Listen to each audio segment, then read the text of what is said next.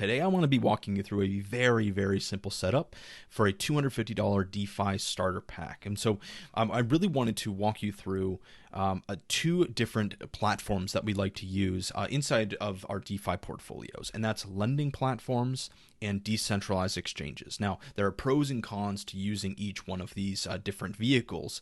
One is better for price appreciation and single asset exposure. The other one is much better for cash flow, but lacks a bit on the price appreciation. So all I wanted to do is, in this video, walk you through a series of different opportunities for you. If you got about $250 and you want to put that into work for DeFi, I got a few examples for you. So if you have not yet subscribed or done all the YouTube stuff, make sure you do that. And if you haven't joined us in the UIG, I would love to see you there, because we do this on a daily basis where we have a series of courses and quests for you to go through where you're going to learn and master all of these skill sets. And so what I'm trying to do in this video is to bring it all together and just have a few different opportunities for you to start generating rewards and using your capital and providing a service within the decentralized world that you then you can get rewarded for it. Okay, so let's start here. Number one, if I'm taking the most conservative approach, meaning I don't want risk on exposure to crypto assets, and I just want to stay with stablecoins, US dollars, a very simple way for me to generate some rewards in cash flow from that is to lend it. Now, you can do a few other things as well. There's a little bit more advanced strategies that you can use. But for me, if I'm just starting and I have $250 and I want no risk on, I want to keep things as conservative as I can, then I might lend some USDC or some stablecoins. I use USDC as an example. Two places that I might even look to do that. Number one is Aave. The reason why I like Aave, it is the biggest decentralized lending platform that's out there. And so let's actually go to Aave. You can see right here on the base market, there's $1.29 billion in this market. If I were to go to Arbitrum, $1.95 billion on the Arbitrum chain. So there is a lot of capital deposited into these platforms.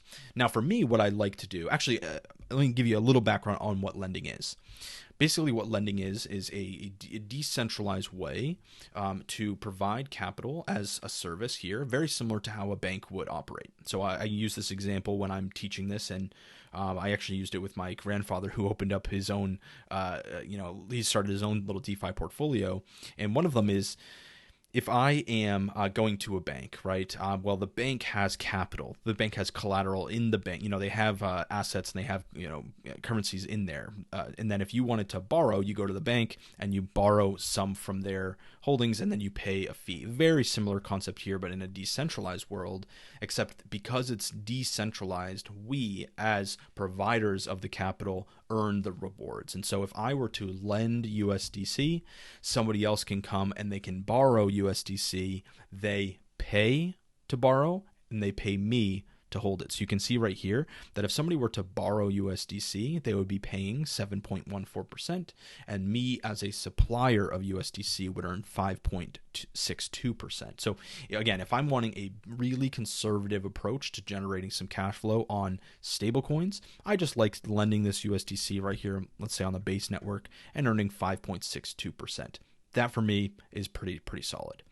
Now, if I wanted to take it a step further and I wanted to take maybe a little bit more risk in terms of the platform itself, maybe I want to look at something like Revert. And the reason why I wouldn't want to look at something like Revert is because of the really elevated fees that I can earn on stablecoin lending. So very similar to how we lend here on Aave and earn 5.62%. Oh, I should mention, it's not a fixed rate. It's constantly fluctuating. It's a variable rate. So unlike traditional systems where you're generating where the bank is either paying you interest or you're borrowing and a loan. Usually they're fixed rates in those two scenarios. Usually, in this it's completely variable, and it really depends upon the utilization rate, which is a mini lesson I wanted to share with you right now. So I like lending on Revert because, again, these elevated fees. Now, right now, it's 23.25% to supply. So if I'm lending my USDC, I'm earning almost 24% a year, which is crazy. It's very, very high. However, it's not usually that high. And I wanted to point that out. You can see right below it says on a 30-day average, it's doing about 10%. So right now, the utilization rate is really high, which is causing this lent APY to be elevated. And you can actually see, and actually I walked through members of the Fast Track program last night on a open office hour call where I walked through this scenario here, because last night, I think it was like 83 or 80, maybe a little higher, 85, 86% or something last night. And we were looking at it being 12, 13% in terms of, or maybe it was a little bit higher actually. Maybe it was up here, maybe like 88, maybe 88%, something like that. But it was about 13% to lend. So if you're lending USDC last night, you're earning about 13%. And what I talked about is this little kink right here, right? As the utilization rate increases, so do the supply and the borrow APYs. And so right now we are seeing really elevated utilization rates, meaning there's 5.1 million USDC lent, 4.8 million borrowed. That's a really high utilization rate. And because it's a really high utilization rate, the supply and the borrow APYs are really elevated. So why I'm telling you that is because this is sort of abnormal.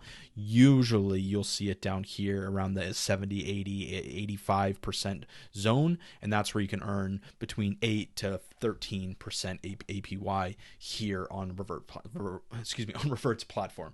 However, it's just a little bit more risk. The reason being is it's a smaller platform. It's on the newer side as compared to Aave. And so when we're looking at the markets of USDC on just the base chain, there's 177 million in total supply. Here on Revert, there's where is it? Global deposits. Maybe it's this one up here. Maybe because that's across other chains. But anyways, maybe 5.9 if we're looking at global deposits, 5.9. So 177 million versus 5.9 million. Those two platforms are very different in terms of TVL, and that's just on the base market. If we were to go to something like Arbitrum USDC, there's 262 million USDC lent on this platform. So anyways, in terms of platform size and reputation and how long it's been around for, Aave has the upper hand in terms of the actual rewards that you're earning. Revert right now is elevated. So to bring it back to our board here, if you're wanting a really conservative approach and just to get into DeFi and supply your USDC and not take any directional risk, I really like those two platforms. Now, if I'm wanting to have a little bit more directional risk and reward, you could potentially lend something like Bitcoin, ETH, or Solana, let's say, right? And by doing that, you are earning the fees very similar to what we were doing on Revert or in Aave with USDC. We're generating rewards on it.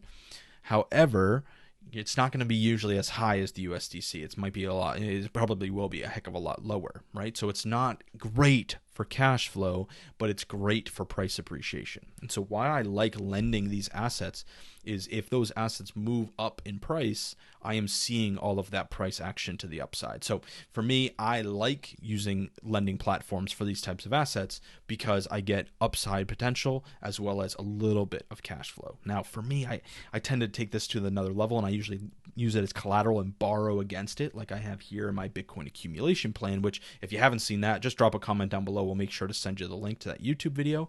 And actually, if you're in the UIG and you're watching this, in Quest 1, right here in 1.3, I put in my entire ultimate, the ultimate Bitcoin accumulation strategy. And because I'm a little long-winded, I had to do a two-parter, but there's a lot of great information in there for you to dig into this type of strategy. So a little bit more complex, so we're not going to get into the weeds on that, but I do like lending these assets because I still experience the price appreciation on them. That's what I like. So again, if I want conservative, no directional risk, I like lending stablecoins. If I want directional risk and reward, meaning price goes up or goes down, I like lending because it keeps that single asset exposure.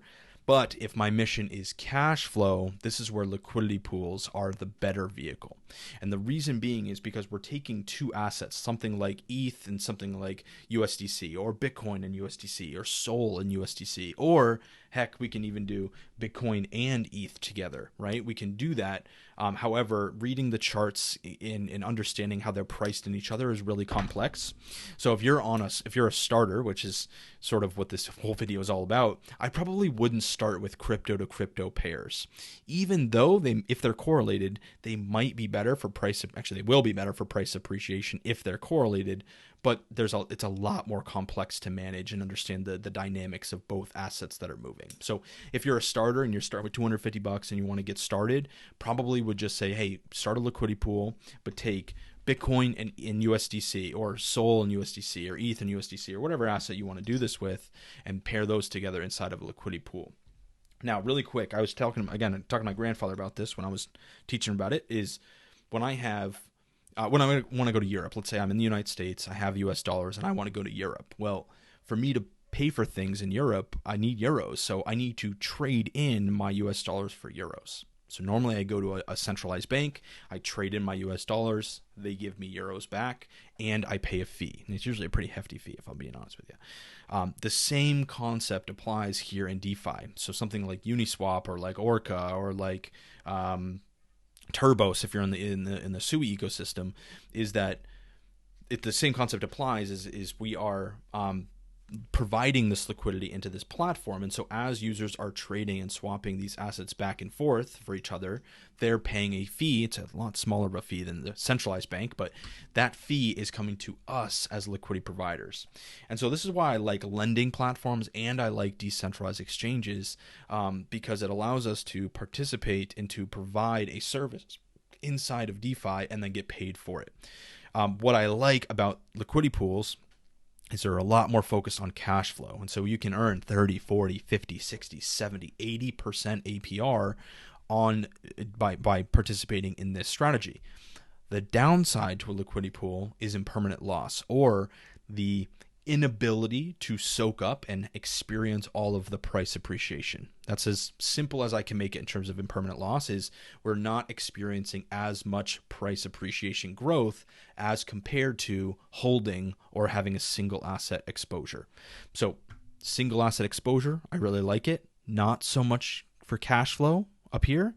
Liquidity pools, really good for cash flow. Like I said, 30, 40, 50, 60 plus % a year in cash flow, but not as much to the upside in terms of price appreciation. And it takes a little bit more time and energy to manage. So I know that was a lot. And I don't want to make this overly complex, but if you have a $250 to start with and you're just looking to get started, there are two different types of platforms. One is lending, where you have single asset exposure environments, vehicles.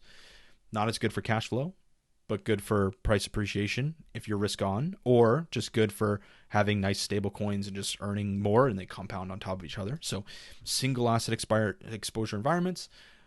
Liquidity pools, where you're pairing two assets together, but really good for cash flow. So it really depends on what you want to do. If I had $250 and I was starting over, I would do a combination of these. I would have a little bit in lending, and I would have a little bit in my liquidity pools. One is for price appreciation, the other is for cash flow. And when you get a little bit more advanced and complex here, we can actually build out this system right here, which is a combination of those two, where we're using the collateral, we're using the assets as collateral, borrowing against them, and deploying that inside of liquidity pools for our flywheel system. So lots of great stuff here on the channel. If you haven't explored it, if maybe this is the first video you're seeing, welcome. Really excited to have you here. Go through the channel. There's a lot of great stuff. And if you want to take it to the next level, join a community, and actually go through our entire Quest system and our course, would love to have you as part of the UIG right here. So tons of incredible content, especially in our strategy section once you get down there. So lots of good stuff there. If you have any questions, don't hesitate to drop them down in the video below. And yeah, one last thing, if you're new and you've joined the UIG recently, shoot me a message. Would love to connect with you and hear more about what your goals are and what you're trying to build, and how we can help. So with that being said, we'll see you in the next video. Peace.